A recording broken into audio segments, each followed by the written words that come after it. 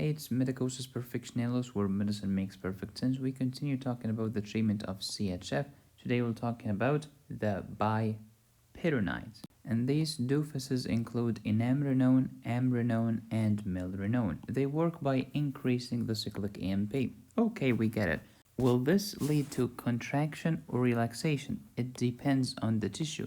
If you're talking about the cardiac muscle, it will lead to contraction. If you're talking about the smooth muscle, it will lead to relaxation and vasodilation, which will decrease the total peripheral resistance.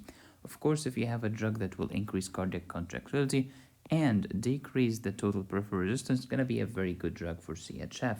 No question about it.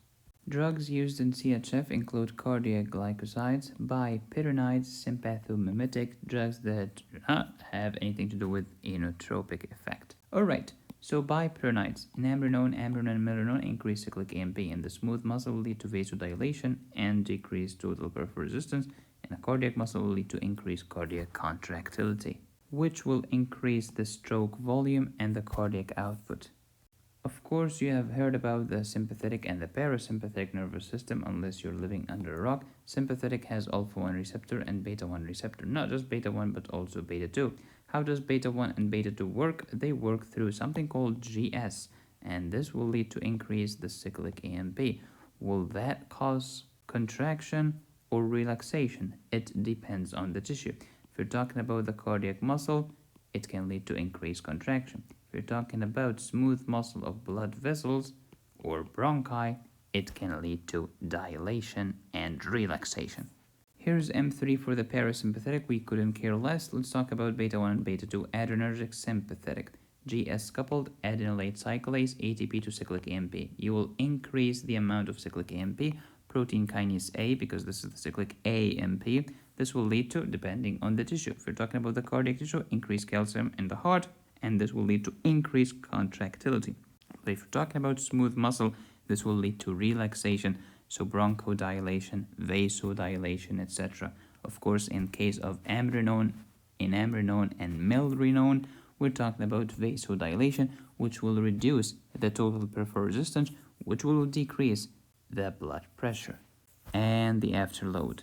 So how do we increase the cyclic AMP? You have two methods. You either increase the adenylate cyclase activity, which will convert ATP to cyclic AMP, or you prevent the degradation of the cyclic AMP, preserving it.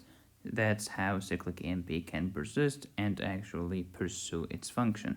How do we prevent the degradation? You inhibit the enzyme that causes degradation. What's the name of that enzyme that causes degradation? It's called phosphodiesterase, PDE. Here are the drugs that are collectively known as phosphodiesterase inhibitors. We have theophylline, caffeine, and methylxanthine, and these are phosphodiesterase 3 inhibitors. Sildenafil is phosphodiesterase 5, dipyridamole and silocazole 3, milrinone, Amrinone, and Amrinone are phosphodiesterase 3 inhibitors. Basically, they inhibit the phosphodiesterase, and therefore they will preserve the cyclic AMP or the cyclic GMP depending on the situation or the drug. But when we're talking about Milrinone, we are preserving the cyclic AMP by preventing its degradation. When you have tons of cyclic AMP running around, will it cause contraction or relaxation? It depends on the tissue. If you're talking about your heart, it will lead to contraction. If you're talking about smooth muscle, it will lead to relaxation. Both of them are good for you if you have CHF. How do these inotropic drugs work? If you're talking about sympathetic nerve ending, it secretes only norepinephrine. The adrenal medulla can secrete norepinephrine and epinephrine because it has the enzyme that the nerve ending lacks. Norepinephrine will stimulate beta-1, but epinephrine will stimulate beta-1 or beta-2. Regardless, both work by GS. They are GS coupled. Adenylate cyclase, ATP to cyclic AMP. The amount of cyclic AMP will go up, and this will lead to contraction of the heart muscle or relaxation of smooth muscles, lead to vasodilation. When you contract a heart muscle, this will lead to increased stroke volume, increased cardiac output. Great if you have CHF. Vasodilation will decrease the total peripheral resistance, which will decrease the afterload and the arterial blood pressure. Great. There is another way to increase the cyclic AMP, prevent its degradation, by giving Milrinone Amrinone or Amrinone.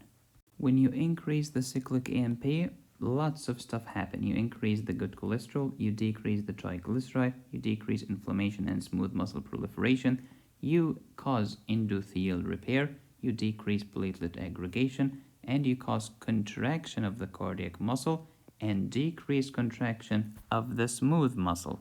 In a nutshell, when you give Amrinone, you will get increased cardiac contractility and vasodilation. And this is how they work. Milrinone will inhibit phosphodiesterase 3 and prevent the degradation of the cyclic AMP. So cyclic AMP can actually cause contraction of heart muscle, relaxation of smooth muscles. And this was the story of the bipyridines in Amrinone, and Milrinone. They boost the cyclic AMP by preventing its degradation through inhibiting the phosphodiesterase 3.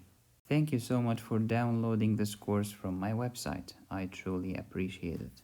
Thanks.